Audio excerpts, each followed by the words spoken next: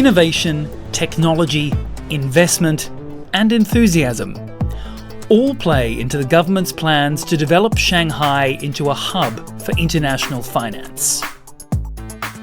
I think the market is increasingly confident in terms of what our government wants to do, how we want to revive the economy and industry and all that. But we have to recognize the world is connected and how the geopolitical dynamics might have an impact on us in terms of the stimulus we're able to come up with, and still being very conscious of other objectives we might have. For example, the strengths of RMB, the forex market, how that's going to affect other aspects of the industry or of what we as a nation has for an agenda over the next few years. I think things are very dynamic, and there are loads of parameters in the consideration and in the play.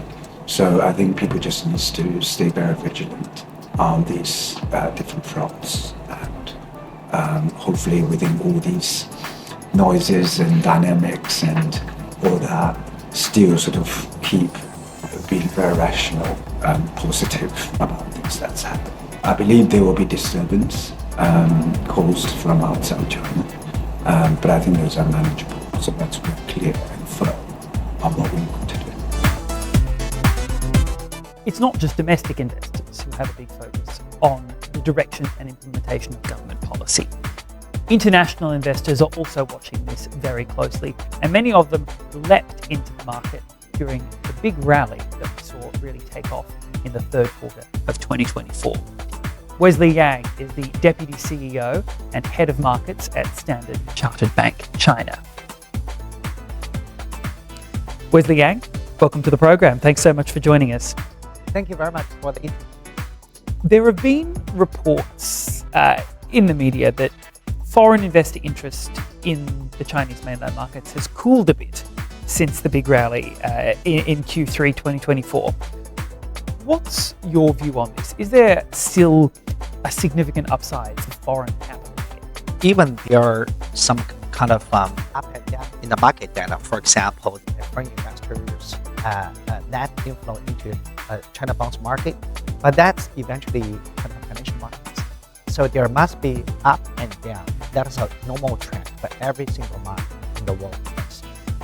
So if we look at the future market, I think I'm still optimistic about the future trend of the continuous market opening and the market deepening in terms of financial market products innovations, in terms of inclusion of more international market participants into this market, and in terms of the further kind of consolidation of those opening areas and going forward.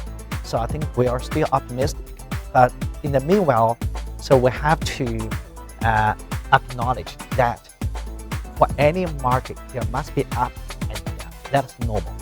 We need to look at in the peaceful months. China just finished this kind of a senior meeting regarding monetary policies and fiscal policies into year 2025.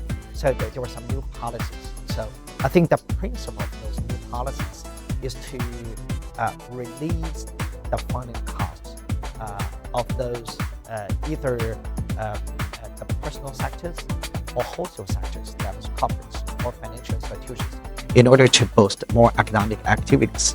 That is the message from the government, also the consensus in the markets. So additional fiscal deficit up of GDP is going to give a big fiscal support to many sectors in our economy across many the different industries and different household sectors. As we've said, you've been working in this space for some time, and you've seen the development of Shanghai as an international financial center. This is obviously something that is not going to change. It's going to remain one of the government's stated priorities. But I wonder what observations you might have. When we are talking about global financial center, there must be some very basic elements, very important components to make you as global international financial center. One is market infrastructure. One is products innovation. Yeah. One is the number and diversity of global investors. One is local regulations and policies. The one is you need to have the local tenants. Yeah. So I think Shanghai has been making a lot of remarkable progress, encouraging progress in those areas.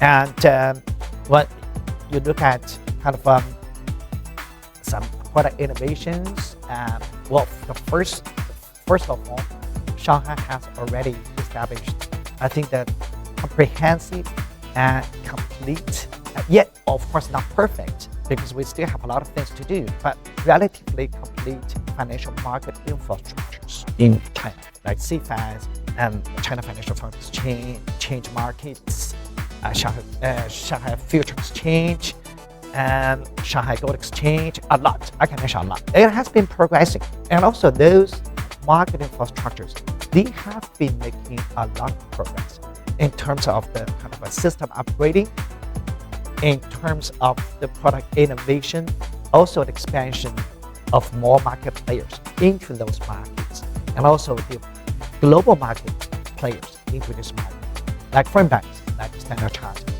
For all those important market infrastructures, we are the active market participant in those markets. Yeah. So, and also, you'll also look at the kind of some Shanghai labeled commodities, for example, Shanghai copper. Yeah. So those are really interesting. Like, one is to create kind of a label, financial markets label for some major products. Yeah. And also to give more influence of our commodity price and our commodity markets to the other markets globally.